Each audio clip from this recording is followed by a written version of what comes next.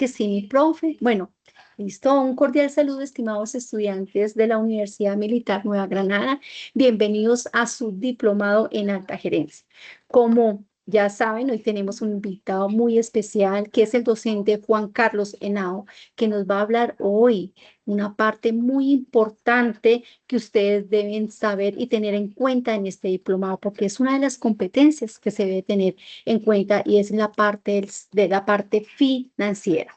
Mi profe Juan Carlos, bienvenido a este selecto diplomado que está muy atento a recibir todas las enseñanzas que nos pueda dejar el día de hoy. Bienvenido, mi profe. Profe Janet, muchísimas gracias. Nuevamente, muy buenas tardes, casi noche ya. Bienvenidas y bienvenidos a esta sesión que les estaré orientando. Estaremos alrededor de unos 45 minutos, donde les estaré dando una charla para que tengan ustedes súper claro la importancia que tiene que ver toda esta parte financiera desde el rol que ustedes desempeñan como tal en las gerencias. Dentro de mi experiencia como formador universitario, formador empresarial y formador de formadores, encuentro efectivamente la importancia que tiene esto, dado que también he estado en ese rol. He tenido la oportunidad, gracias a Dios, de estar en la experiencia disciplinar de 25 años en el sector financiero, donde he liderado equipos, he sido gerente en diferentes áreas, en el área operativa, en el área administrativa, el área de proyectos, el área financiera y el área comercial. Y pues la idea es que toda esta experiencia disciplinar y conocimientos que tengo, poderlos llevar a cabo ustedes en este corto tiempo. Pero sí, efectivamente, quería como orientarlos a la importancia efectivamente que esto tiene. Soy de profesión base administrador financiero, especialista en gerencia de proyectos y magíster en diseño, gestión y dirección de proyectos. Y también doy consultorías actualmente a empresas, también a familias en lo que tiene que ver con proyectos y lo que tiene que ver con la parte financiera. Sean entonces nuevamente bienvenidas y bienvenidos. Un placer estar nuevamente acá con ustedes. Digo nuevamente porque posiblemente no con este mismo grupo haya ya estado, pero sí con la universidad. Ya en varias ocasiones he tenido la oportunidad y el privilegio y el honor de estar brindando como tal esta charla a tan honorable universidad. El objetivo que vamos a ver hoy, que tiene que ver precisamente con la evaluación financiera de proyectos. Entonces aquí vamos a hablar las finanzas no desde el punto de vista venga, ¿qué son las finanzas? ¿Qué es un estado de situación financiera o balance general? ¿O qué es un estado de resultados o estado de ganancias y pérdidas como se llamaba antes? ¿O qué es un flujo de efectivo? No, aquí vamos ya a nivel gerencial. Ustedes como gerentes deben proyectarse financieramente. Es donde encontramos la gran diferencia entre contabilidad y finanzas. La contabilidad simplemente me muestra una información histórica de la empresa y cómo está actualmente la empresa en su balance, como lo acaba de mencionar, en sus estados de resultados, en su flujo de efectivo, mientras que las finanzas es proyectarnos a futuro. ¿Qué va a pasar los próximos años con la empresa? ¿Cómo va a ser el comportamiento como tal del negocio? ¿Qué debo hacer para poder generar proyectos de inversión? Y eso es lo que vamos a estar abordando en este espacio. El objetivo es entonces analizar el proyecto desde su retorno financiero, enfocado en el análisis del grado en que el proyecto cumple sus objetivos de generar un retorno a los diferentes actores que participan en su ejecución o financiamiento. ¿Y por qué quiero enfocarlo al tema de proyectos? Porque es que en la actualidad todas las empresas ya van en son de ejecución de proyectos constantemente. Hace muchos años era muy escaso que de pronto se conformara un proyecto como debía ser. Hoy en día ya encontramos una conformación adecuada de equipos de trabajo para poder abordar proyectos dentro de la empresa y constantemente la empresa está en ello. ¿Por qué? Porque la empresa tiene que cumplir con tres finalidades. Tome nota, anótenlo en mayúscula sostenida, en otro color. Toda empresa debe ser rentable, sostenible y sustentable en el tiempo. Y por eso es que ustedes deben tener ese ojo financiero para poder identificar los resultados, interpretarlos, analizarlos y tomar decisiones. La información de evaluación financiera debe cumplir entonces tres funciones. Primero, hay que tener claro cuáles son los costos que tiene la empresa. Recordemos que en los costos aquí podemos estar hablando también incluso de los gastos. Y los costos es cuánto a mí me cuesta operar.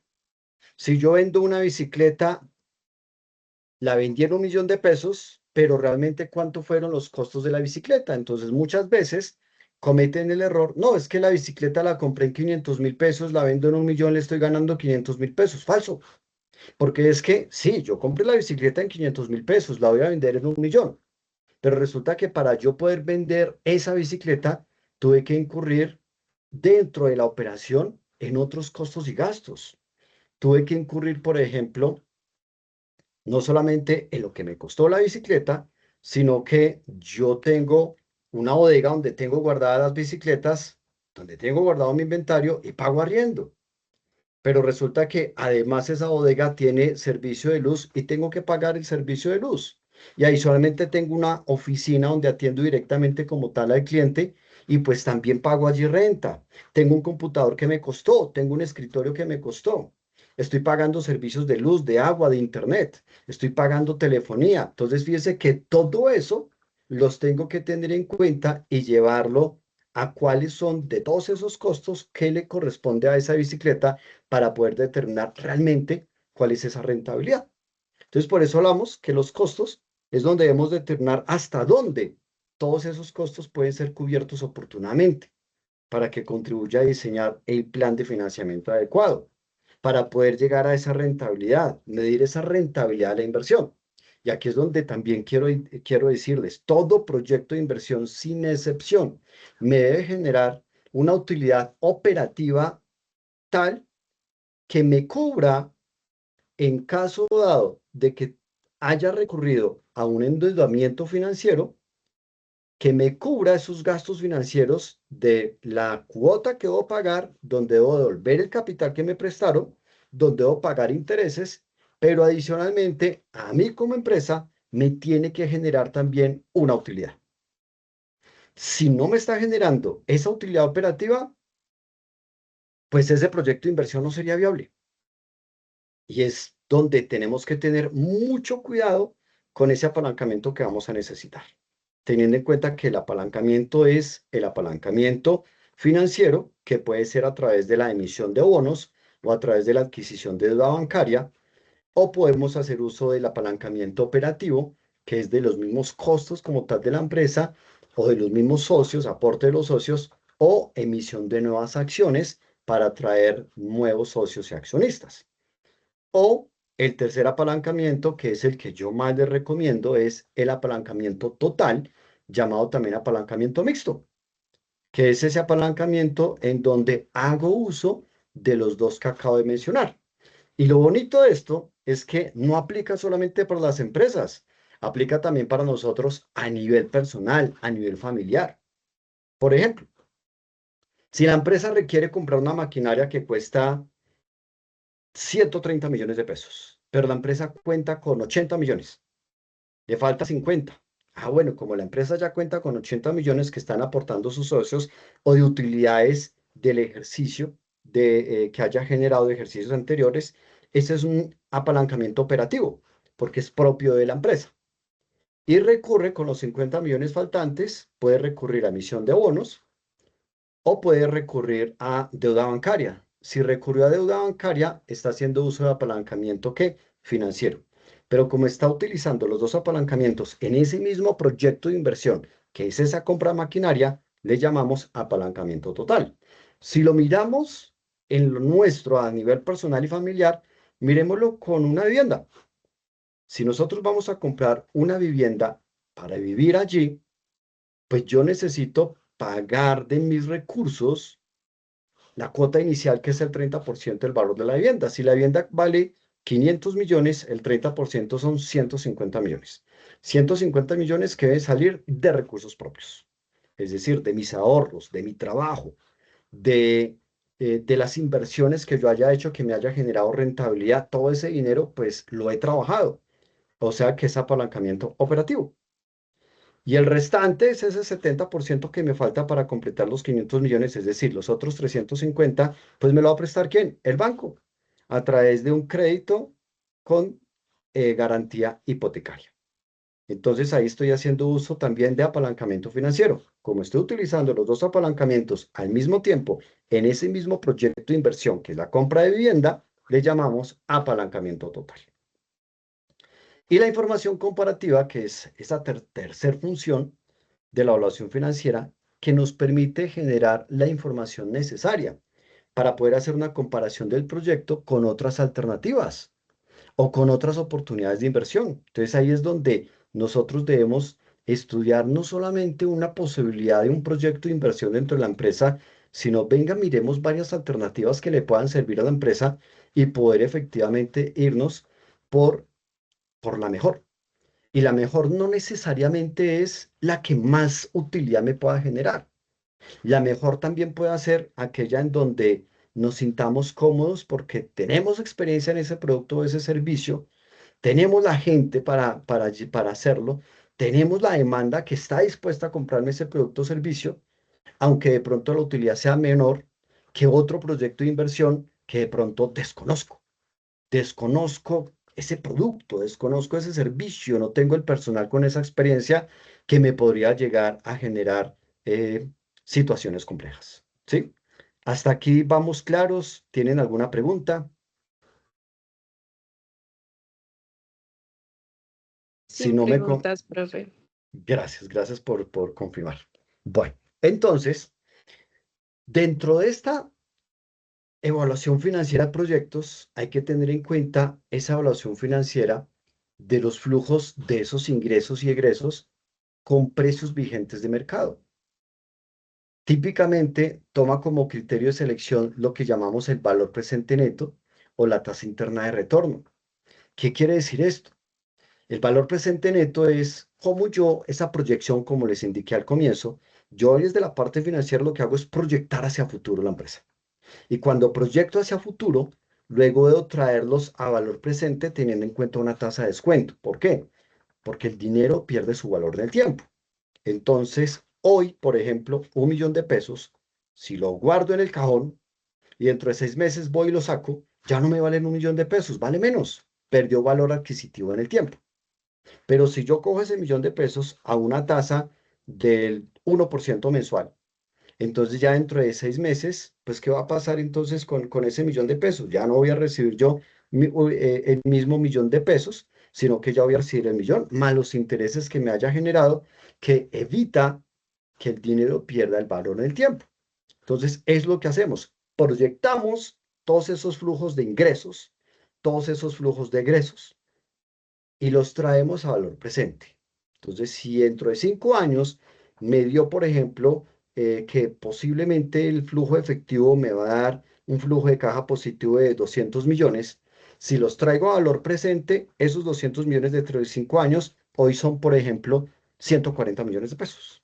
Eso es traer a valor presente. O la tasa interna de retorno. La tasa interna de retorno tengo que compararla contra esa tasa de descuento. La tasa de descuento es la tasa de riesgo de mercado. Tengo que identificar mi empresa de acuerdo con la clasificación que tiene y de acuerdo con mi operación, qué es lo que vendo, qué producto vendo o qué servicio vendo. Debo identificar cuál es esa tasa de riesgo que tengo en el mercado. Y la tasa interna de retorno debe cumplir dos condiciones. La primera, que debe superar la tasa de mercado. Y la segunda, que debe ser superior al 15%. Por ejemplo, si la tasa de descuento de la empresa me da que mi negocio tiene una tasa de descuento del 10% y la tasa interna de retorno me da un 13%, uno dice, bueno, chuleado, cumple la condición que está superando esa tasa de descuento. Si no supera la tasa de descuento, inmediatamente el proyecto no es viable. Si supera la tasa de descuento, ya puede estar mirando opciones de viabilidad del proyecto, pero no todavía es definitivo. Pero resulta que ese 13%, aunque está superando esa tasa de descuento, está por debajo del 15%. Entonces uno dice, listo, por ahí va siendo viable. Ahora tenemos que mirar qué esfuerzo hacer, qué estrategias generar para que logremos que esa tasa interna de retorno, que ya logramos identificar que sí va a ser superior a la tasa de descuento, logre por lo menos el 15%, subir esos 200 puntos adicionales. ¿sí? Del 13 al 15% no son 2 puntos, son 200 puntos. ¿Cómo hago para subirlos? Generar esas estrategias. ¿Y por qué hablo de un 15%?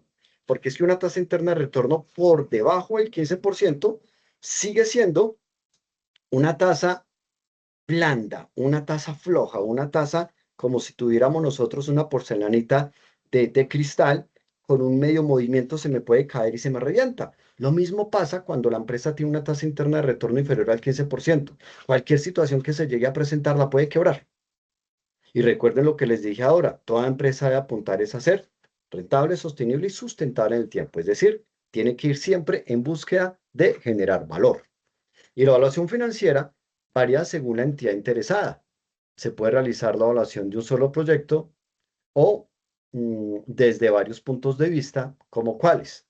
El punto de vista de los beneficiarios, aquí estamos hablando de los famosos stakeholders, que son los interesados a nivel de personas o a nivel de empresas, que son los beneficiarios, desde el punto de vista de la entidad o entidades ejecutoras, desde el punto de vista de las entidades financiadoras, desde el punto de vista del gobierno, desde el punto de vista de la economía o la sociedad, desde el punto de vista de mis clientes, desde el punto de vista de mis colaboradores, desde el punto de vista de mis proveedores, es decir, todos los que de una u otra manera están involucrados en la operación, pues debo tenerlos en cuenta. ¿Y qué elementos requerimos entonces para poder hacer esta evaluación financiera del proyecto? Primero, debemos hacer, aquí los voy a nombrar y ya ahorita ya les entro más al detalle con la siguiente diapositiva. Hay que hacer un estudio de mercado. Ojo, que lo haga la persona o la empresa idónea. A mí, por ejemplo, hay empresas que, digamos, me han dicho, doctor Juan Carlos, por favor, necesitamos que nos apoye con el estudio de mercado. No, yo con mucho gusto les digo las pautas de que hay que tener en cuenta para hacer el estudio de mercado, pero yo no soy mercaderista. Esa no es mi fuerte es la parte financiera. Entonces, búsquese el experto en marketing. Ahí sí, como dice el dicho, zapatero sus zapatos. Que sea la persona idónea o la empresa idónea para hacer un estudio de mercado. ¿Por qué? Porque es que esto demanda tiempo. Entonces, claro, yo podría decirles, sí, le hago el estudio de mercado, pero me va a demorar más tiempo, porque esa no es mi experticia. Le puedo decir las bases, qué tener en cuenta, qué hacerlo, cómo hacerlo, dónde hacerlo. Pero ya para yo ejecutarlo directamente, pues me va a requerir más tiempo y no. Hágalo con el experto en estudio de mercado. Segundo, identificar variables financieras. Venga, miremos cuánto nos empieza a costar esto, cuánto dinero tiene proyectado la empresa invertir. Tercero, organizar la información que vamos recopilando. Claro, hay que irla organizando, hay que irla tabulando. Cuarto, calcular el punto de equilibrio importante. Muchas empresas, y ustedes no se imaginan lo que ha sido en lo corrido o lo que fue el primer semestre de este presente año que acaba de finalizar. Todas las empresas varias empresas que estaba precisamente brindándoles consultoría, que encontraba un común denominador en ellas, y es que desconocían el punto de equilibrio. Entonces, no tenían claridad de las utilidades que estaba dando. Y les voy a poner un ejemplo. Una empresa de forma particular tenía diferentes líneas de negocio. Y entonces miraron que de forma general obtuvieron ciertos ingresos y ciertos gastos de forma general. Cuando miramos el negocio de forma general, identificamos que tuvieron pérdidas y no lo sabían. Y peor aún, cuando empezamos a hallar el punto de equilibrio de línea por línea, identificamos qué líneas sí les había dado utilidades y qué líneas les había dado pérdidas, que al ver el negocio de forma general, las líneas que les había dado pérdidas jalaron las que había dado ganancias, que dio como resultado que todo el negocio hubiese dado pérdidas. Y claro, línea por línea, no tenían ni idea en cada línea cuánto le habían ganado, cuánto le habían perdido. ¿Y por qué? Porque no sabían cuál era su punto de equilibrio. ¿Y por qué es importante calcular el punto de equilibrio?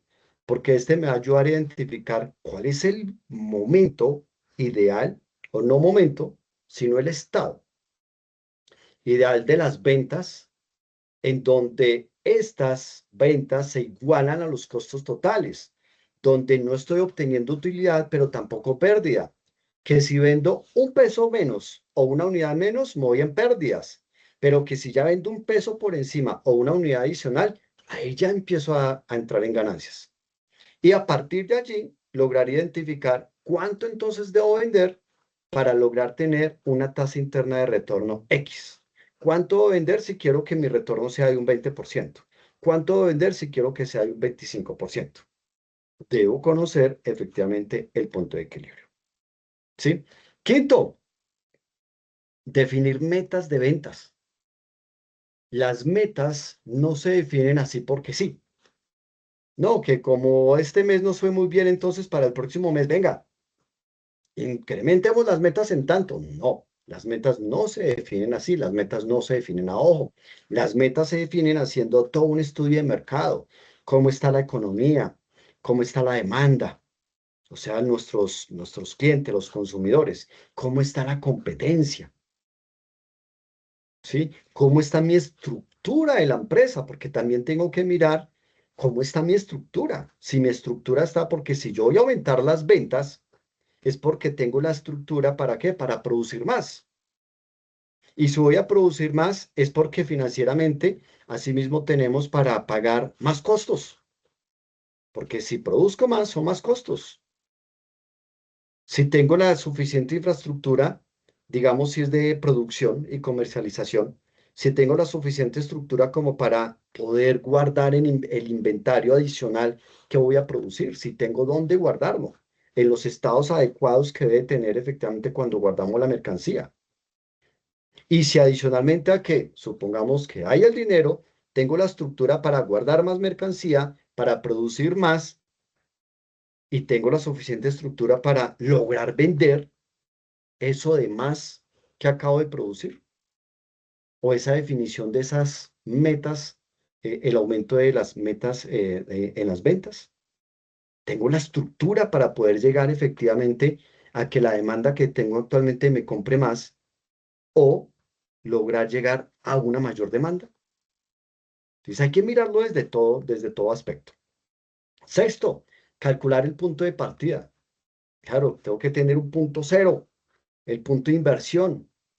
Ese punto de partida es, después de haber hecho todos esos estudios, que ya les voy a dar un poco más en detalle, voy a poder identificar cuánto me cuesta poder arrancar con este proyecto de inversión. ¿Cuándo puedo hacerlo? ¿Con quién puedo hacerlo? Tener claro ese punto de partida. Y ahí sí voy al punto 7, proyectar los flujos de caja, por lo menos 5 años adelante. No por un año, no por 2 años, no, 5 años. Proyectemos 5 años. Y hagámosle un análisis a esa proyección. Miremos si efectivamente ese proyecto será viable o no será viable. ¿Por qué? Porque es mejor desde ya lograr identificar si el proyecto no es viable, pues ¿para qué voy a botar una plata? Pero si veo que el proyecto sí va a ser viable, pues claro, vale la pena entonces hacer el esfuerzo de hacer esa inversión porque sí nos va a generar no solamente la recuperación de esta, sino utilidades adicionales. Esto es un tema bastante delicado porque si el gerente financiero cometen un error y dicen, sí, el proyecto es viable y resulta que no lo era, pues va a llevar a que la empresa tenga pérdidas. O todo lo contrario, si llega a la decisión que no, este proyecto no es viable y resulta que si era viable, pues está dejando de darle utilidades a la empresa.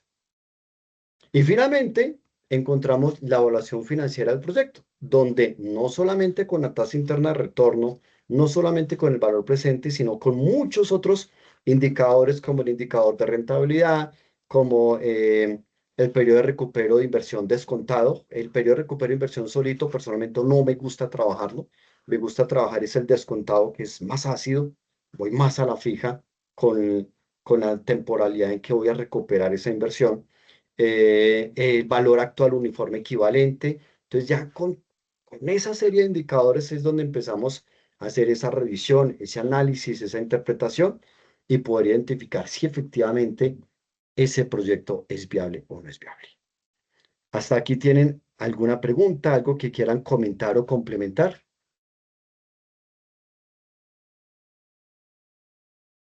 Por el momento no, profe. Ok, gracias por confirmar. Listo. Entonces, este slide es un resumen del slide anterior. Un resumen que al mismo tiempo voy a detallarlo. Lo primero que vamos a hacer es el estudio de mercado.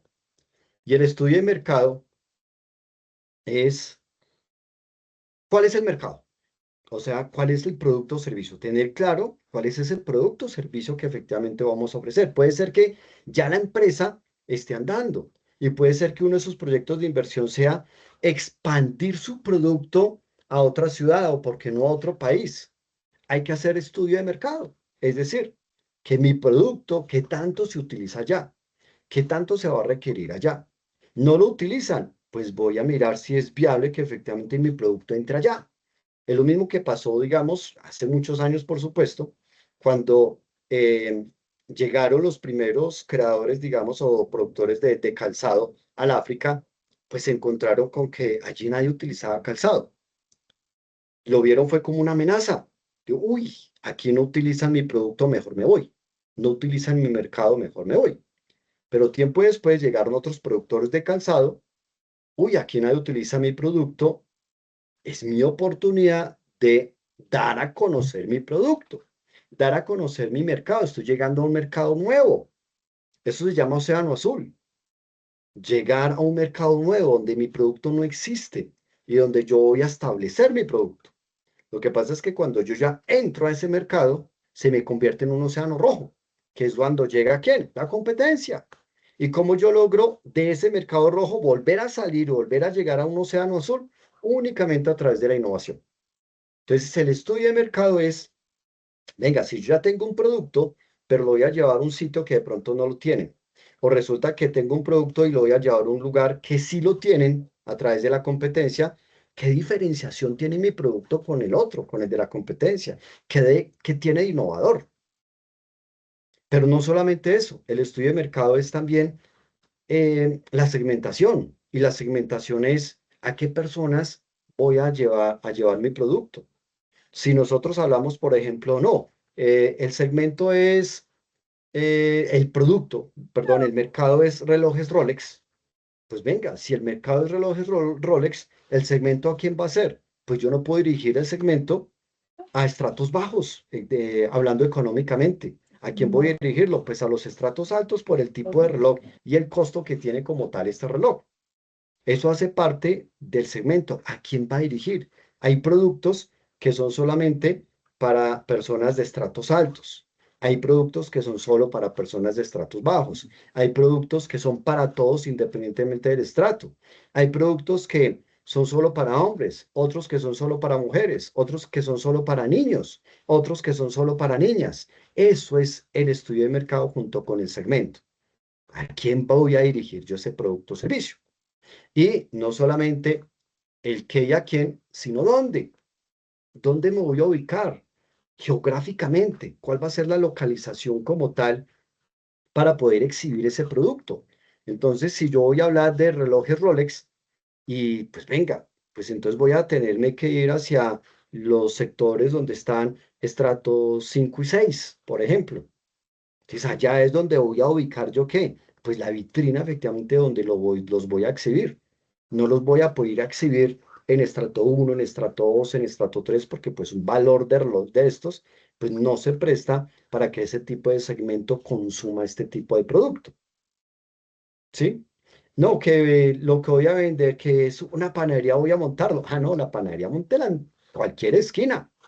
Eso sí, en cualquier lado de la ciudad, independientemente del estrato. Móntela en cualquier esquina. Y es un producto para todo el mundo. Entonces, fíjense todo lo que hay que hacer aquí en el estudio de mercado. Pero resulta que en el estudio de mercado hay que hacer una encuesta, donde ustedes tienen que hacer una serie de preguntas inherentes al producto que conlleven a que ya luego dentro de la encuesta, la persona encuestada, o las personas, porque hay que establecer de toda una población universo, hay que establecer una muestra, no es al azar. Esto es también con fórmula estadística de poder identificar cuál debe ser la muestra, porque el resultado de la muestra es como si fuera el resultado de toda la población. Entonces, yo tomo la muestra y a esas personas o empresas que encuesto, debo llevarlos también a que me respondan si están dispuestos o no a consumir ese producto o ese servicio. Y si la respuesta es sí, aquí hay algo donde también fallan muchísimos, donde he encontrado también esta problemática en muchos emprendedores, y es que en la encuesta no están involucrando el precio. Error. Gravísimo. Ustedes deben involucrar el precio. Venga, usted está dispuesto a comprar este reloj Rolex con estas características. Ah, la persona me contestó sí. Ah, bueno, ¿está dispuesto a comprarlo en qué rango de precio? Entonces ahí da uno varios rangos de precio, entre 15 y 17 millones, entre 17 y 19 millones, entre 19 y 21 millones. Entonces la persona dice, no, estoy dispuesto a pagar por él entre 17 y 19 millones. Ah, cogió el rango de la mitad. Y resulta que varios contestaron, iban contestando, entonces ya uno identifica y tabula, y uno identifica, no, la mayoría me da el mayor porcentaje que estarían dispuestos a pagar entre 17 y 19 millones. Entonces ya sé que ese producto voy a poderlo vender máximo en 19 millones. Y si yo establecí una serie de rangos, es porque ya tengo que tener claro todos los costos que me puede generar y que en esa venta es donde yo efectivamente me puedo mover en esos rangos para poder empezar a generar utilidad. Pero muchos no lo hacen. Y no lo hacen por el temor que no, es que si yo pongo ahí rangos de 17, 19 millones, de una vez se me asustan y me dicen que no. Entonces yo voy y abro el local. Entonces díganme qué es peor. ¿Qué será peor? No poner el precio, no poner el precio, abrir el local, porque la gente me dijo, sí están dispuestos a comprar el reloj, pero como no puse el precio, abrí el local. Cuando llegó la gente a ir a comprar, ¿cuánto vale? Oh, vale 19 millones. No, gracias. Cuando ahí ya se dan cuenta del precio, pues ahí sí ya dicen, no, no estoy dispuesto a pagar ese precio por ese reloj. ¿Sí? O desde un comienzo, más bien colocar el valor y de una vez darme cuenta que la gente me está diciendo no, que sí le gustaría comprar ese reloj, pero no está dispuesto a pagar ese precio. Pues es mejor. ¿Cuál es peor? Pues peor la primera, porque voy a abrir un local donde no indique los precios iniciales y se me va a quedar en la mercancía. ¿Por qué? Porque en la segunda opción por lo menos ya sé de entrada que la gente no me va a pagar ese precio por ese reloj. Eso hace parte del estudio de mercado. El estudio técnico ya tiene que ir de la mano con el estudio legal, el estudio ambiental, el estudio económico y el estudio administrativo. ¿Y por qué los uno? Porque el estudio técnico es, venga, ¿yo qué necesito para poder efectivamente llevar a cabo este proyecto de inversión? Entonces, si la empresa lo que pretende es expandir su producto o su servicio, digámoslo, a otro país, lo voy a poner como ejemplo, pues resulta que allá, ¿qué necesito? Pues necesito tener ¿qué? Necesito tener también allá puesta una oficina, necesito también tener puesta la bodega, necesito también tener puesta dónde se va a exhibir como tal ese producto, dónde se va a prestar como tal ese servicio.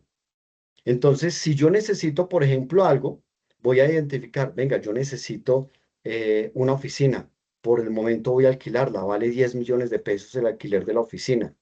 Ah, bueno, eso vale el estudio técnico, ¿sí? Y el estudio económico. Entonces, el estudio técnico es que necesito una oficina, pero también con las características. ¿Qué tamaño debe tener la oficina?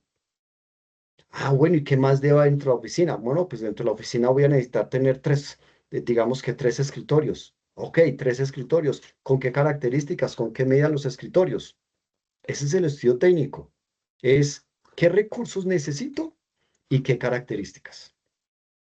Que voy a montar una panadería. Ah, bueno, una panadería voy a necesitar un horno. Bueno, pero ¿con qué características debe tener el horno? Y llega el ente encargado de poder inspeccionar para poder dar el visto bueno de que si es viable como tal aperturar a esa panadería, llega y encuentra el horno y le dice, uy, señor, no le puedo dar el permiso hasta tanto cambie el horno porque su horno es tipo D y debe ser tipo A. Venga, ¿cómo así que tipo D debe ser tipo A si lo compré en una promoción allí en Catrones? Lo pongo como ejemplo, lo compré allá en promoción. Pues sí, puede estar muy en promoción precisamente por lo que es tipo D, pero el tipo A, así le cueste más, es el que debe comprar. ¿Y qué es ese tipo A y tipo D? Pues el consumo de energía. Todo aparato electrodoméstico yo debo tener en cuenta cuando vaya a montar un negocio, un emprendimiento, cuando vaya a ampliar mi negocio y allí deba requerir aparatos electrónicos, deben ser consumo tipo A. ¿Que valen más? Sí, pero valen más en el momento, porque son los que menos consumo de energía tienen. Entonces, por un lado, se ve la recuperación de ese dinero, de esa inversión, en el tiempo, porque ya el valor que usted va a pagar de la energía va a ser menos con respecto a un tipo D. ¿Y por qué el tipo D no se lo van a afectar? Por el impacto ambiental. Eso, todos esos detalles hay que tenerlos en cuenta. ¿Y por qué hablamos también del estudio legal? Porque pues hay que mirar si efectivamente dentro de lo legal cumple con las normas ambientales. Y el estudio económico es cuánto me vale, cuánto me cuesta ese horno, cuánto me cuesta ese computador, cuánto me cuesta ese escritorio, cuánto me cuesta ese alquiler. Ese es el estudio económico. Ya llevar todo ese estudio técnico a valores monetarios. ¿Y por qué hablo de estudio administrativo? Porque también debo identificar dentro de ese estudio técnico que son los recursos generales, el administrativo es el recurso humano.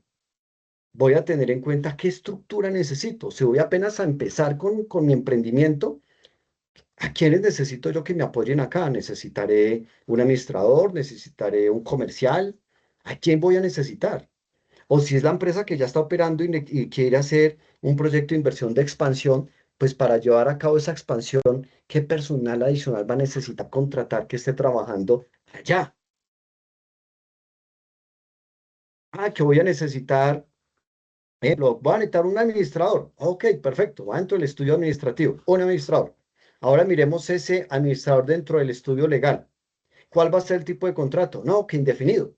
Ah, bueno, entonces vámonos con las cláusulas legales de un contrato de término indefinido que me dice que no le puedo pagar mínimo de menos de un salario mínimo, que si lo voy a contratar por un salario mínimo debo pagarle adicionalmente auxilio de transporte, que debo pagarle también adicionalmente cada 4 meses auxilio de vestuario. No, que va a trabajar en remoto. Ah, entonces no le voy a pagar auxilio de transporte, pero debo pagarle auxilio de conexión. ¿Sí? Que debo pagarle una parte de salud, una parte de pensión, debo pagarle 100% de la ARL, que debo pagarle prima de servicios, que debo pagarle cesantías, sin tirar las cesantías, vacaciones, etcétera, etcétera, etcétera. Entonces, lo administrativo es qué recurso humano necesito y lo legal es, dependiendo también del tipo de contrato, todas las condiciones prestacionales que esto debe tener. Entonces, fíjense que esto no es así porque sí. Luego viene el paso cuarto, ahí se hacemos la evaluación financiera. La evaluación financiera es listo. Ya tengo todo claro, ese estudio económico me vale 100 millones de pesos, es decir, 100 millones de pesos para tener arrendamiento por los primeros 3 meses, para tener pago de nómina por los primeros 3 meses, eh, para poder armar toda la estructura que necesito en la oficina, la compra de los escritorios, los computadores, la contratación del cableado para la conexión de Internet. Todo eso hace parte de ese estudio técnico y el estudio económico me arroja cuánto me vale todo lo que necesito. Lo bueno es que no siempre los proyectos de inversión es para arrancar de ya para allá, sino que vienen fases. Entonces, la primera fase es donde voy apenas organizando, la segunda fase donde voy implementando, la tercera fase donde ya voy dando la puesta como tal en marcha, que me puede generar, porque para esto tenemos que hacer un presupuesto, tenemos que hacer un cronograma. El presupuesto es suponer esos futuros, cuáles son los ingresos que se van a dar y de qué, cuáles son los posibles costos y gastos y de qué, cuáles son de pronto los apalancamientos financieros que voy a necesitar y por cuánto. Y el cronograma es cómo voy yo a ir armando por fases la definición de ese proyecto, en qué momento O sea, los tiempos, qué tareas se van a hacer en determinado momento, quién va a hacer esas tareas, qué recursos necesita esas tareas y cuánto ese valor del presupuestado, y que ya sabemos que me vale 100 millones de pesos, dentro de ese presupuesto, cuánto voy a desembolsar, cuánto voy a entregar para esa primera fase. Entonces, necesariamente no voy a tener que entregar de una a los 100 millones.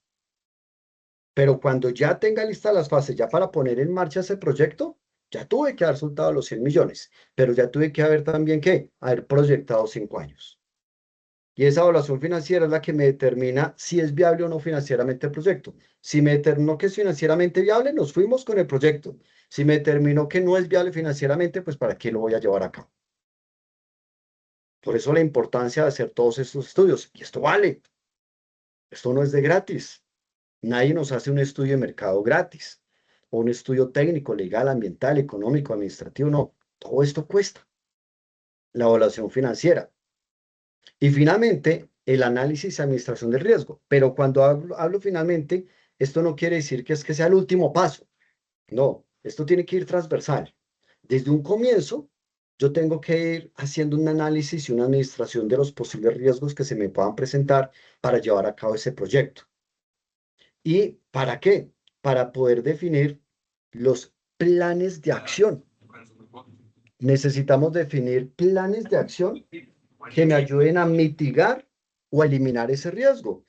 Eliminar el riesgo es que con el plan de acción voy a asegurar que el riesgo no me va a causar ningún daño, no se va a dar, no va a ser latente. Pero mitigarlo es que definitivamente es un riesgo que sí o sí se va a presentar, pero al implementar ese plan de acción que ya tengo listo, genera que el impacto negativo sea el menor posible. Y debo hacerlo entonces desde un comienzo. ¿Sí? Por ejemplo, con el solo hecho que ustedes digan, me levanté en la mañana y voy a ir a la oficina. Ustedes ya tienen que haber definido planes de riesgo en solo ese trayecto. Por ejemplo, definir riesgos como cuáles. Solamente el solo hecho de atravesar la avenida, el riesgo de un accidente con un automóvil, con una moto, con un bus, con algo de servicio público. Entonces, ¿cuál sería mi plan de acción para, de alguna manera, mitigar ese riesgo? Pues mi plan de acción es que yo no me voy a atravesar acá, me voy a ir hasta la esquina donde está el semáforo y voy a esperar a que el semáforo esté en rojo para el vehículo y en verde para el peatón, asegurarme que todos los vehículos ya hayan realmente frenado y ahí sí atravieso. ¿Y por qué debo asegurarme de eso? Porque hemos visto que el semáforo para el vehículo pasa en rojo, para el peatón a verde y no falta el carro que siguió derecho o la moto que siguió derecho. Entonces, no, hagamos una pausa. Eso es un plan de acción. ¿Para qué? Para poder mitigar ese riesgo. ¿Sí? ¿Preguntas hasta acá? ¿Algo que quieran comentar o complementar?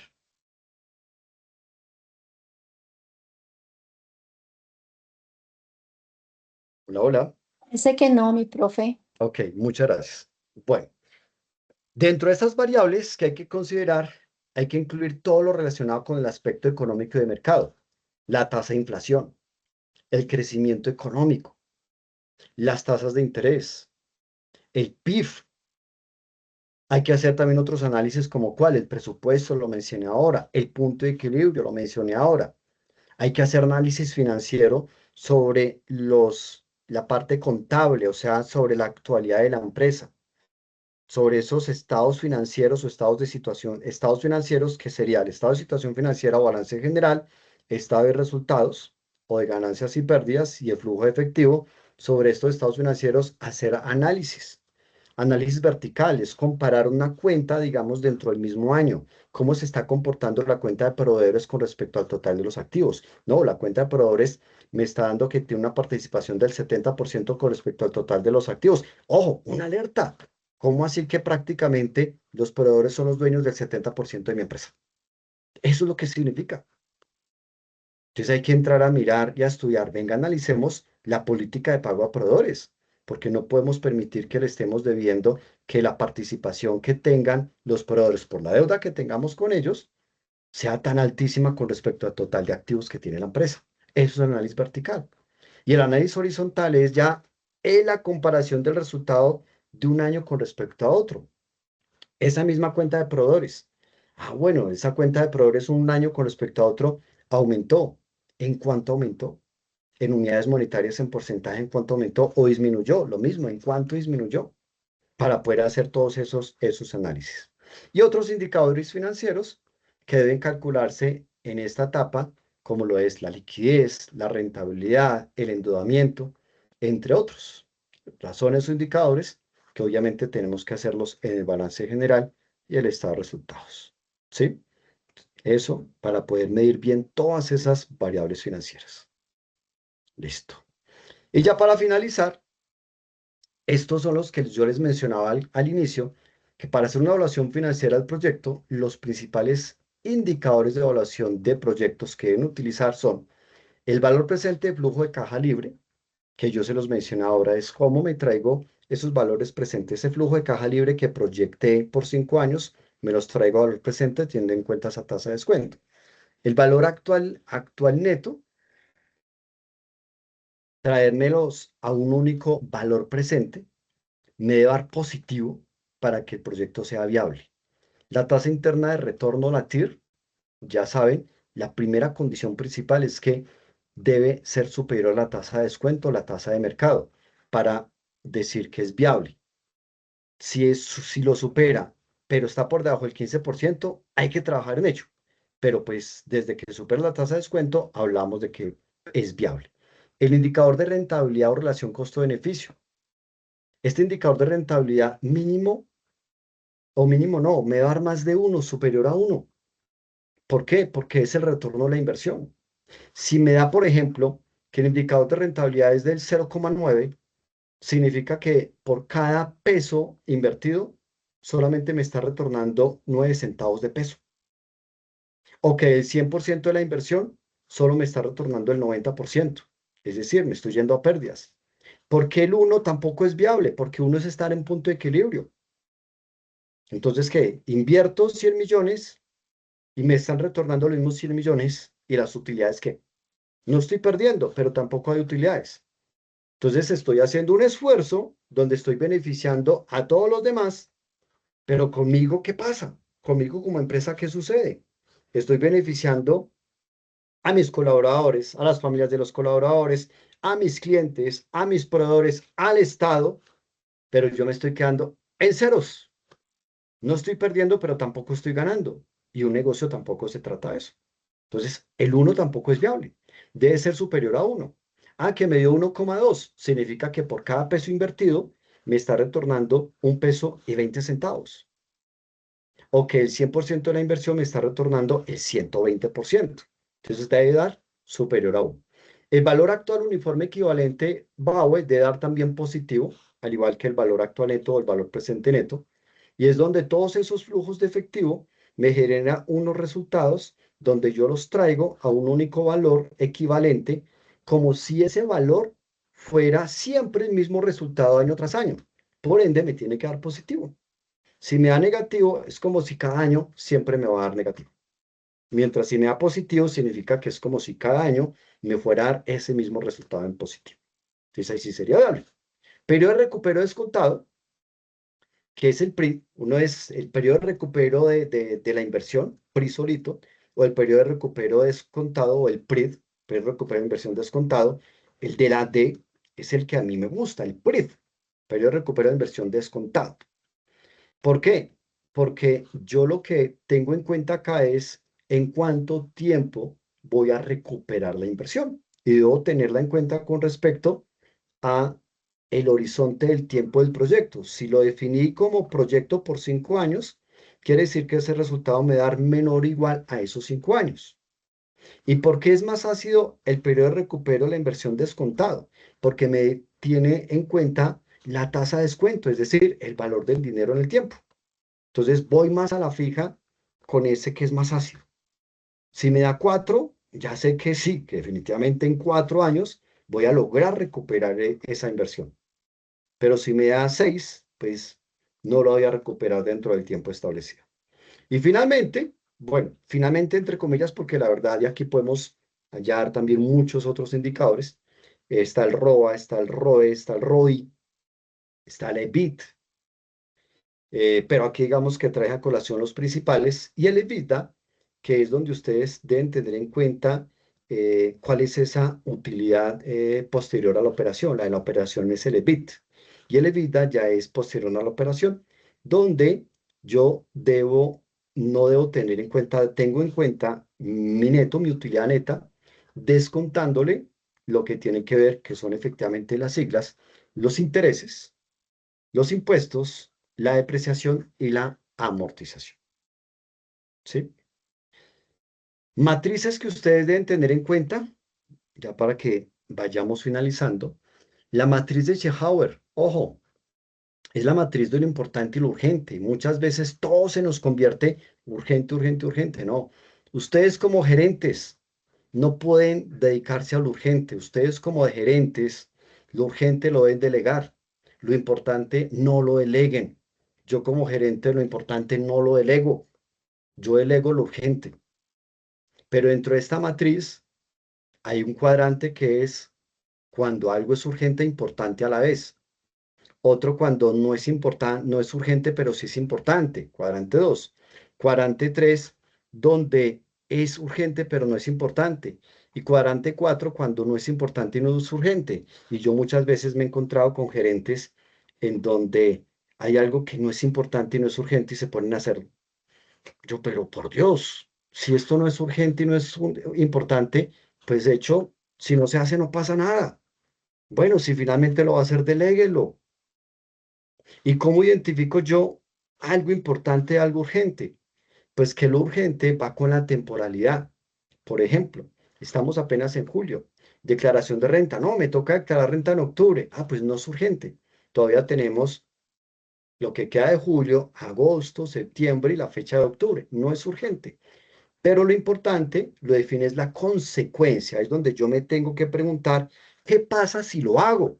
¿Qué pasa si no lo hago? Entonces, si no declaro renta, pues voy a tener inconvenientes con la DIAN. Y esos inconvenientes, pues me van a costar dinero. Entonces, como si hay una consecuencia, pues es importante. Pero resulta que no es julio, ya es octubre. Y dentro de 8 días declaro y no le he pasado a mi contador los documentos. Dejó de ser urgente, no urgente, perdón, meses atrás, a pasar a ser urgente, pero sigue siendo importante. Entonces, lo urgente de la temporalidad y lo importante de la consecuencia que esto me puede generar. Del DAFO al CAME. Ya todas y todos conocemos la famosa matriz DAFO, o DOFA, o FODA, como la quieran llamar, que son las debilidades, las amenazas, las fortalezas, las oportunidades, donde las debilidades y las fortalezas son mi responsabilidad. Si estamos hablando como personas, son mi responsabilidad. Si estamos hablando como familia, es la responsabilidad de la familia. Si estamos hablando como empresa, es la responsabilidad de la empresa. ¿Qué fortalezas tiene? ¿Qué debilidades tiene? Mientras, o sea, a nivel intrínseco. Mientras que las amenazas y las oportunidades son ya a nivel extrínseco, es decir, del entorno. No son mi responsabilidad.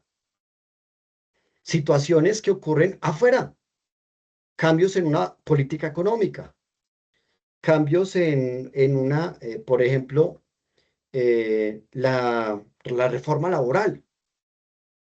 ¿Sí? O sea, no hay una injerencia, no tengo yo ninguna injerencia en que eso se lleve a cabo o no. Son decisiones que hay del entorno. Eh, clima, el impacto ambiental. Traigamos a colación lo que desafortunadamente acaba de pasar en Venezuela ya hace un par de semanas. Son temas del entorno. La cuestión es de esas fortalezas y habilidades que tengo bajo mi responsabilidad, qué tan preparado estoy para aprovechar las oportunidades para afrontar esas amenazas. Entonces, ahí mi invitación es, la matriz DAFO es una matriz estática que sí o sí hay que hacerla para poder tener clara cuáles son mis debilidades, mis fortalezas, las amenazas que se me pueden presentar y las oportunidades que se me pueden presentar. Cada uno de ustedes a nivel personal debe saber cuál es su matriz DAFO. Su familia deben saber cuál es su matriz DAFO como familia. La empresa, deben ustedes conocer la matriz DAFO de la empresa y más si somos los gerentes. Y ahora la invitación es, no lo dejemos en la matriz DAFO, hacémoslo en la matriz CAME, donde la matriz CAME es esa matriz DAFO, pero vamos a llevarla a esas acciones dinámicas, vamos a llevarlas a estrategias. No, es que la debilidad que nosotros tenemos es que somos poco competentes. No es dejarlo ahí. es ahora entonces convertirlo en la C del CAME. ¿Cómo van a corregir esas debilidades? La A de las amenazas sigue siendo la A en el CAME. ¿Cómo van a afrontar las amenazas?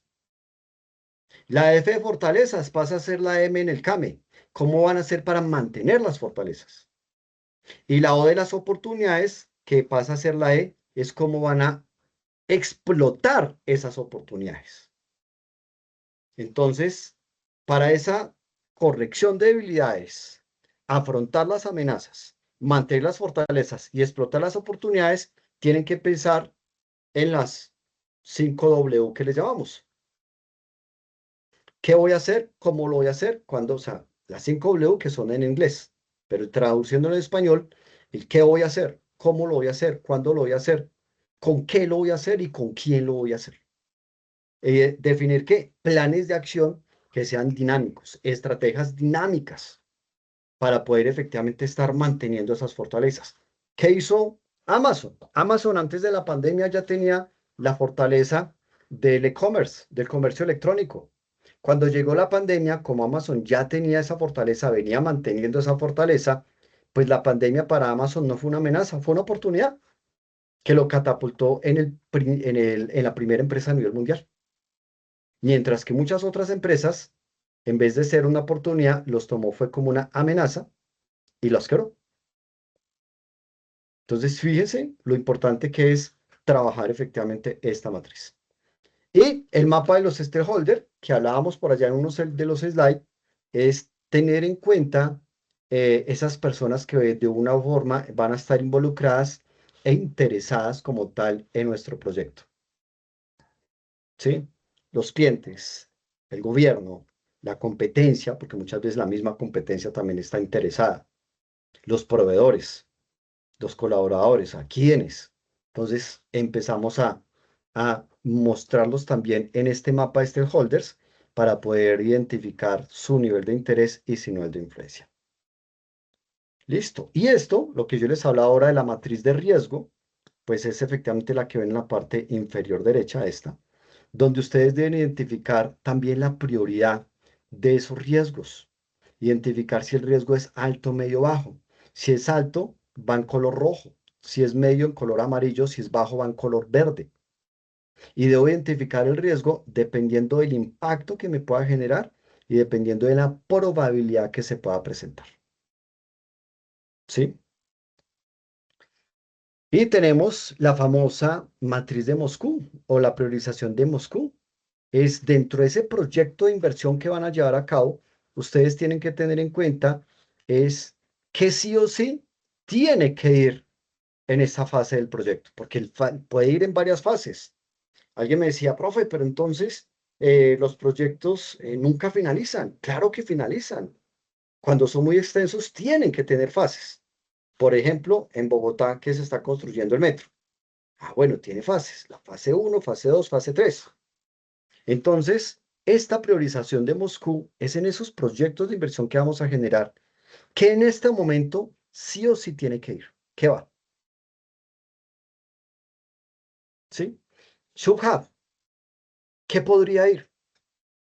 O sea, como que si de pronto llega a faltar, pues no es tan grave. El Club Hub es más, digamos, de los antojos que me gustaría que fuera. Pero si no se hace en esa fase, pues lo podemos hacer en otra fase, no hay ningún problema. Pero este One Hub es que no va, que definitivamente en este proyecto no va. No, que qué chévere todo. Sí, chévere, pero pensémoslo por allá para otra fase. En esta fase, no va. Esa es la matriz de Moscú, la matriz de priorización. Tener claro, especialmente el primero y el último. Tener bien súper claro que sí o sí va y que no, y un rotundo no, no va en esta implementación del proyecto, por lo menos en esta fase. Que más adelante en otra fase se puede ir implementando, claro que sí. Eso hay que tenerlo súper claro. Por eso hay que tener muy definido, pues, cuál va a ser también ese presupuesto. Listo. La cadena de valor. Listo. Vamos aquí otros 4 minuticos. Dios mío, me pasé, pero no importa. Aquí estoy contento con ustedes, no sé ustedes. La cadena de valor. Muy contento. Ok, gracias. La cadena de valor Claro, hay que tenerla en cuenta. Esta cadena de valor es aplicable absolutamente para todas las empresas, independientemente, vamos aquí mostrando una por una, independientemente del tipo de empresa, su clasificación, su tamaño.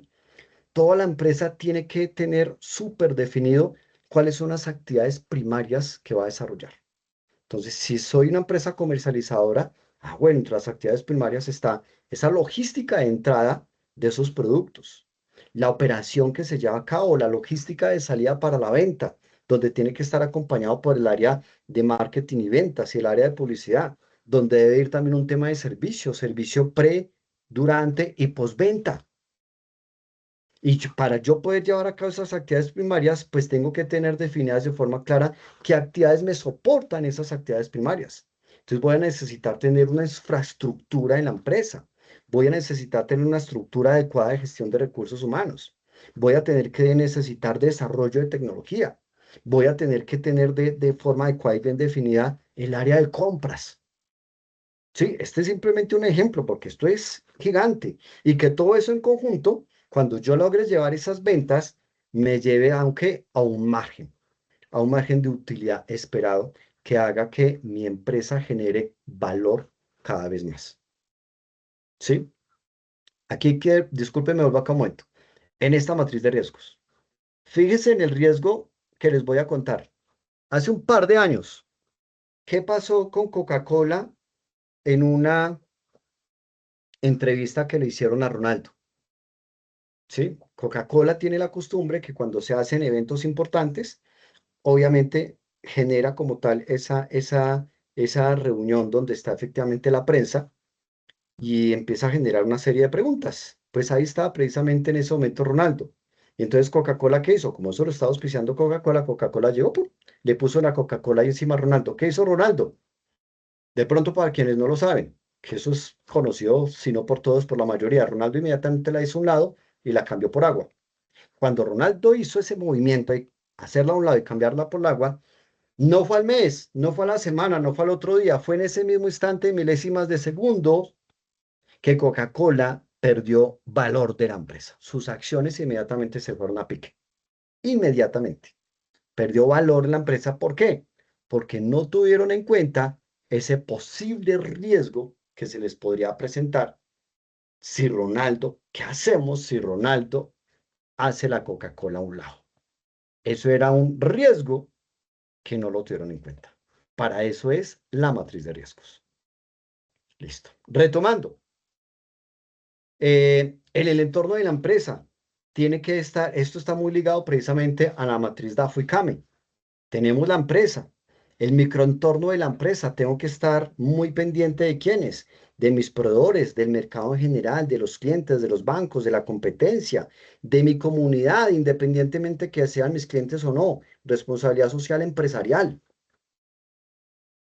Dentro de la responsabilidad social empresarial es cómo soy responsable con la economía de mi propia empresa, cómo soy responsable ante la sociedad, aunque sean mis clientes o no, cómo soy responsable con mis propios colaboradores y sus familias, cómo soy responsable con el medio ambiente. Y el macroentorno, pues lo mismo que la matriz DOFA, que serían las amenazas y las oportunidades, el entorno afuera. Las situaciones tecnológicas, sí, claro, tenemos una situación puntual de inteligencia artificial que viene hace un par de años, pero les cuento, hace 25 años, no les estoy mintiendo, hace 25 años, cuando yo estaba empezando a enseñar informática, ya enseñaba conceptos de inteligencia artificial. Eso no es nuevo. Ya como tal en forma llegó a Colombia hace 2 años, pero si ustedes miran países desarrollados, ¿hace cuántos años vienen trabajando con esto? Tecnología. Temas políticos, temas internacionales, sociales, económicos. Y si uno de estos, mírense, para no ir muy lejos, Ecuador. ¿Qué está pasando en la economía entre Colombia y Ecuador? Se estableció un tema político-económico de aranceles que generó una afectación a nivel internacional entre los dos países, Colombia y Ecuador, que afectó en especial, parte social, a las ciudades fronterizas de ambos países. Solo con ese ejemplo. Lo que pasa en Estados Unidos nos toca acá. Lo que está pasando entre Israel, Irán, Irak, Ucrania. Rusia, nos toca a nosotros. Entonces, esas situaciones del entorno, del macroentorno, de política, de economía, a nivel social, a nivel internacional, pues por supuesto que nos toca, ¿sí? A nivel social también, ¿como qué? La migración. Y yo ya les había comentado ahora del Océano Rojo y el Océano Azul. Océano Rojo es la competencia en un mercado existente, el Océano Azul es crear un nuevo mercado. El Océano Rojo hay un avance con base en reglas de la industria preestablecidas. En el Océano Azul es un desafío de lo establecido para crear nuevos paradigmas de uso y consumo.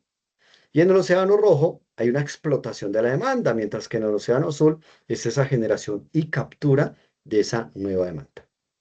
¿Listo? Esto es entonces lo que quería traerles en la noche de hoy. Quisiera darles mucho más, pero pues teníamos solamente una hora para este espacio. ¿Alguna pregunta? Este es un momento para que aprovechen algo que quieran comentar, complementar en las experiencias que de pronto alguno o alguna de ustedes haya tenido. Bueno, querido estudiante, ¿quién tiene alguna pregunta, observación, aporte, así como está diciendo el profe Juan Carlos Henao con lo que acabo de explicar? Tema muy importante que de pronto aprendimos o que estamos recordando. Entonces, escuchamos o pueden activar el micrófono o alzar la manito. Adelante, o alguien que quiera comentar cómo le pareció la sesión. También.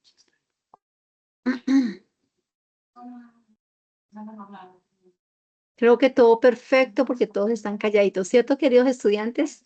¿Entendido Profe, cómo les buenas apareció? noches. Dale, No sé si ¿Sí? me Valentina. escuchan. Adelante.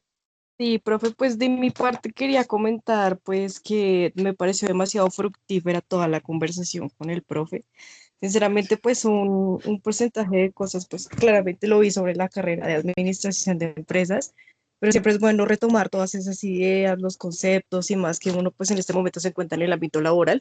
Creo que es mucho más aplicable, no solamente pues como en el tema teórico, sino en la práctica allí mismo en el área que uno desempeña de manera pues profesional, digamos. Entonces, pues de mi parte no tengo preguntas, pero sí quiero agradecer mucho toda la información que pues el profe pues nos enseñó. Es demasiado fructífero y pues nada, básicamente eso, profe. De verdad, muchas gracias. Es Ok, una muy no, bonita con construcción. muchísimo gusto. Gracias, Valentina, también a ti por tu comentario. La verdad que es con mucho gusto. Y hay algo bastante importante que acabas de mencionar. Esto no es dejarlo solamente desde el aprendizaje académico, sino efectivamente llevarlo a la práctica. Aquí yo les di como esos tipsitos y como, venga, despertémonos como gerentes, hay cosas que tenemos que hacer. Hay cosas por hacer, hay cosas que nos falta por hacer y tenemos que estar muy pendientes, independientemente que sea la empresa para la que estemos nosotros trabajando como colaboradores o empleados o que sea nuestro propio emprendimiento. Pero esto es efectivamente llevarlo a la práctica, ¿sí? Y digamos, en mi caso puntual, cuando yo ya esto lo llevo ya a un curso completo, no a una charla de una hora, sino a un curso completo, digamos, durante muchas horas, durante un periodo completo, esto con los estudiantes a quienes yo le oriento, que son estudiantes de maestrías, que precisamente son exclusivamente gerentes de empresas, esto lo llevo es netamente a la práctica. Es un 10% teoría y el resto es práctica, práctica, práctica con la realidad de las empresas para la cual están laborando.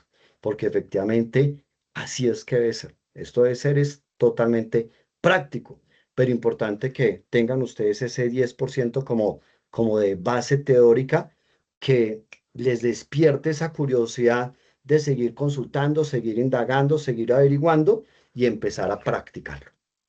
¿Listo? ¿Alguien más quiere comentar algo?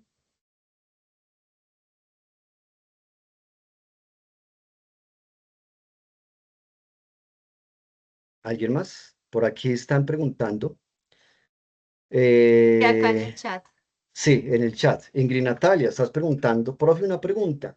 ¿Qué metodologías recomienda para identificar necesidades reales del mercado antes de desarrollar un emprendimiento? Súper, súper interesante.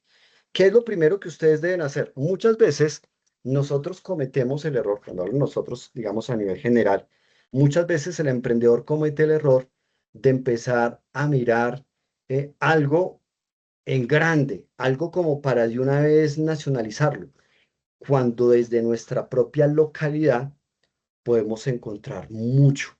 Entonces, la primera metodología es, venga, veo primero cuáles son las necesidades que hay en la parte local, es decir, en mi propia región. Antes de mirar hacia otras regiones, venga, miro primero en mi propia región, porque en mi propia región es mucho lo que puedo yo hacer, es mucho lo que yo puedo aportar, y es un emprendimiento que efectivamente se me va a convertir en un gana-gana. Y quiero traer a colación una conferencia que tuve precisamente con La Guajira. Y sucedía eso, donde estábamos, donde la conferencia trataba precisamente de lo que correspondía de la idea a la puesta en marcha. Así titulaba ese taller, de la idea a la puesta en marcha. Y lo que yo les decía, empezamos a encontrar ideas y puestas en marchas directamente de la región. Y no se imaginan la cantidad de cosas que empezamos a encontrar que no había en La Guajira y que ellos como guajiros podían llevar a cabo y que claramente había latente esa necesidad en La Guajira, pero ni siquiera así lo habían pensado para su propio territorio.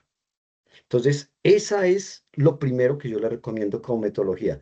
Primero, venga y miremos cómo estamos a nivel local, ¿sí? Lo segundo que debo tener en cuenta es la competencia. ¿Quién es mi competencia? Debo conocer muy bien quién es o quién va a ser mi competencia. ¿Qué tan posicionada está la competencia? ¿Qué tan fuerte es esa competencia? ¿Cuál es su goodwill que tiene la competencia? ¿Cómo a pesar de que esta competencia la veo fuerte, tiene tremendo goodwill? El goodwill es el buen nombre. ¿Cómo entonces yo podría entrar a competirles a ellos? ¿A través de qué? Viene la tercera metodología. ¿A partir de qué? De la implementación y el estudio de análisis de la posibilidad de un océano azul. ¿Cómo? Entrando con ese producto con un diferencial que sea algo innovador con respecto a que tiene mi competencia. Entonces ahí ya empezamos a entrar, a empezar a identificar varias cosas con metodología que podríamos efectivamente empezar a utilizar para poder ejercer como tal con nuestro emprendimiento en todo este mercado que no es fácil, en una economía que no es fácil, en una economía que es VICA. La economía, ¿por qué le decimos que es una economía VICA? Y no es una economía VICA reciente, la tenemos desde hace mucho tiempo, donde la economía VICA no solamente está a nivel local y nacional, sino también a nivel internacional, que significa VICA con V, que significa una economía que está muy volátil, muy incierta, muy cambiante, compleja y muy ambigua. Eso es lo que significa la economía VICA. Listo. No sé, Ingrid, Natalia, si ahí de pronto te respondí un poco la inquietud. Sí, profe, muchas gracias. Claro que sí, con mucho gusto. ¿Alguien más alguna pregunta?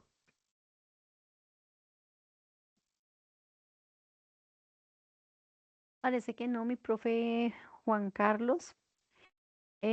Agradeciéndole de verdad, de todo corazón, esta invitación de aceptarnos en esta charla tan importante que realmente ayuda a como a centrarnos un poco y tener en cuenta esas variables que son tan importantes para una organización y más en la alta gerencia. Muchísimas Claro que gracias, sí, mi mi profe profe. Juan Carlos. No, profe, con muchísimo gusto.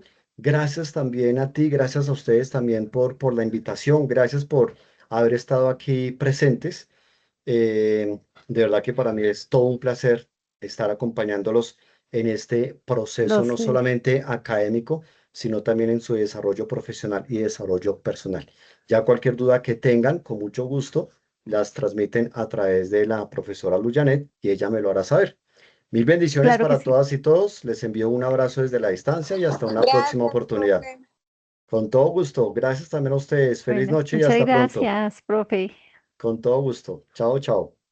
Chao, mi profe Juan Carlos. Bueno, mis queridos estudiantes, como se dieron cuenta, El profe Juan Carlos dio una charla muy interesante donde pudimos traer a colación algunos aspectos de la parte financiera y no solamente de la parte financiera, sino esos ejemplos que de pronto no los podemos identificar en ese momento, pero el que él muy estratégicamente nos ayudó a definirlos en cada una de esas variables financieras. Bueno, mis queridos estudiantes, para no quitarles más tiempo, son las 7:27.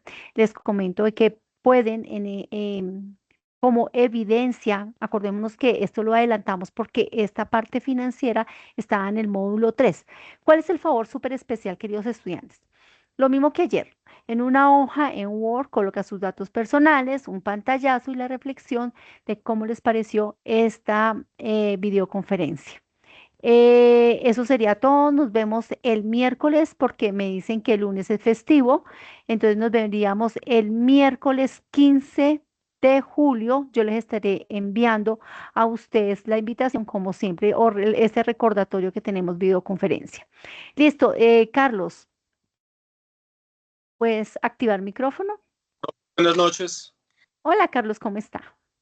Es que tengo una situación con respecto a mis notas. Solamente me aparece calificación de 2 talleres de los 6 que he subido. No sé si es normal. Claro, no se preocupe que este fin de semana me voy a poner al día. Si ya la subió, no se preocupe que el lunes no tenemos, pues como es festivo, o el martes, ya pueden visualizar absolutamente todas las notas. Entonces, en el martes ya deben tener la definitiva del módulo 1, ¿sí? Gestión Ok, del cambio. Y también la del módulo 2. Ya iniciamos con el módulo 3, ya tenemos 2 semanas, bueno, no, 2 semanas larguitas para el módulo 3, entonces estamos a tiempo. Entonces no se preocupe, Carlos, que el martes tendrán absolutamente todas las notas. Igualmente, yo les dejo ahí en un enlace em, las definitivas del módulo 1 y profe, 2. muchas gracias. No a Gracias. ti, Carlos, por la pregunta y para que todos tengan en claridad en eso, no se preocupen, que en este fin de semana me pongo al día con esas calificaciones. No sé si tienen alguna pregunta más. Profe, qué pena, ¿me puede repetir la actividad del día de hoy? Claro que sí. Mira, lo que tenemos que hacer es lo mismo que hicimos ayer con el invitado especial de neurociencia, hoy tenemos de finanzas. En un Word colocamos nuestros datos personales, como el nombre, su identificación, y luego vamos a hacer una reflexión sobre el tema del día de hoy y un pantallazo de que estuvo en la videoconferencia. ¿Es donde lo suben? Lo suben en el módulo 3. En el módulo 3 lo suben. Ahí dice taller 1, experto, invitado experto en finanzas. Y ya está habilitado hasta mañana a las 2 de la tarde, es que creo que lo dejo habilitado. Entonces ya de hoy hasta mañana queda habilitado para que lo suban. Eso sería. ¿Sí me hice entender? Gracias. Sí, señora, gracias. Perfecto. ¿Y los demás sí me entendieron? ¿Alguna pregunta, observación, aporte? Sí, profe, todo súper bien. Gracias, María José. Gracias, Valentina. Bueno, Profe, muchas gracias. con mucho gusto, José. Bueno, mis estimados estudiantes, deseándoles un excelente fin de semana con puente. Espero que realmente descansen y nos vemos hasta el 15 de julio, que es un miércoles. Un abrazo para todos y Dios me los bendiga. Gracias, profe, hasta luego. Hasta luego, que estén muy Gracias. Gracias, bien. profe, hasta luego. Hasta luego, que estén muy bien. Gracias, profe. Que estén muy bien, hasta luego.